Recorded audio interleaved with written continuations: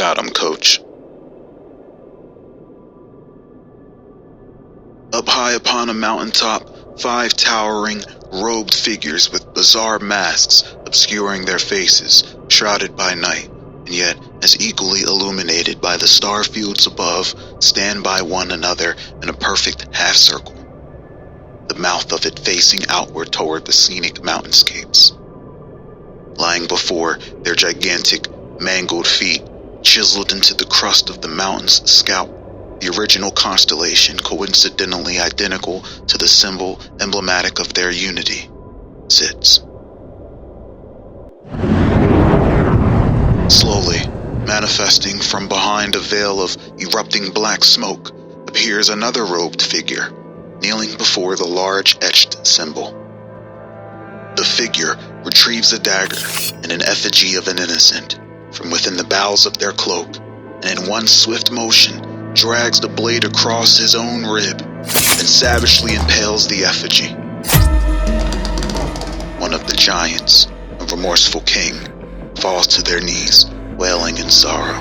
The others hold back their emotion, but a sympathetic hand is felt on his shoulder. The orchestrator of the ritual shoots them both a sharp glare, and both robed figures collect themselves and return to form so that the endeavor could proceed. Just then, the winds pick up, the cloaks begin to flap, and the epicenter of their ritual space spirals open, engulfing the constellation into a vortex. With haste, the master of ceremonies tosses the effigy and dagger into the black hole, and with a primordial grumble, it is received.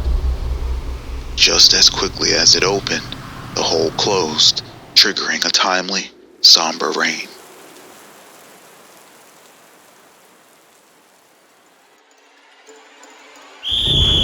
A whistle blows, and the toss-up commences the game of champions. This contest of height and reflex is won at ease as the ball gets seized and immediately relinquished to the point guard, the remorseful king, number 73. His irises flicker, bearing witness to the entirety of the court in front of him and behind him with unnatural perception.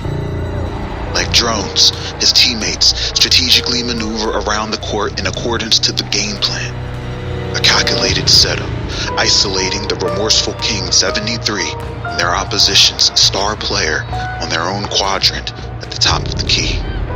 The remorseful King peers over at the head coach who is awaiting his glare, and in one swift, familiar, esoteric gesture, the coach confirms his approval. The remorseful King puts the ball to the floor and approaches the star defender.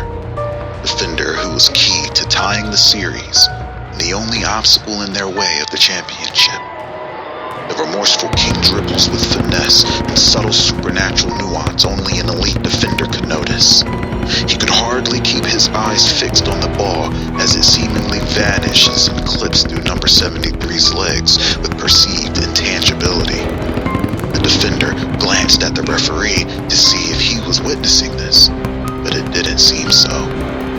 The opposition's coach screams, commanding that he focuses back on his assignment, and when he does, the remorseful King cuts to the defender's right, sparking a chase to the shoulder of the key, which is then concluded by the ball handler with his signature, unexpected step back to the three-point line that inherently leaves the defender off balance and too far out of reach to effectively defend. However, with exemplary reflexes, athleticism, and defensive IQ, the star defender keeps up with the remorseful King, rising to the occasion and contesting the handler. A great surprise to all, though. This was not the signature crossover fans and media were familiar with at all, but instead, it was a technique far more intricate and complex as it was malignant and demonic. With supernatural reflexes, the remorseful King's muscles shift on a dime, canceling his crossover mid-motion and crossing into the opposite direction, something physically and virtually impossible. This grand deception scrambles the defender, flinging his body and brain into disharmony. His ankles shift left, knees shift right, as his tibias shatter into fragments across his twisting fibulas that pull his calf muscles into a spiral like pasta upon a fork. The stadium goes silent as the defender slides across the court in a pool of his own blood, landing in the center of the key, dying of shock, his legs nearly amputated, they were so mangled. Whistles are blown, and the game is brought to a halt as paramedics swiftly tend to the grotesquely injured player. Onlookers were in awe, feet gasping at the replays on constant repeat. The first of many spectacles that night that would be posterized and immortalized for an eternity as the remorseful Kings team would go on to pulverize the opposition in a supernatural display of athleticism, resulting in a 57-point gap and a championship victory over their opponents. The stadium erupts with celebration, and everyone was in a frenzy, all except for the coach.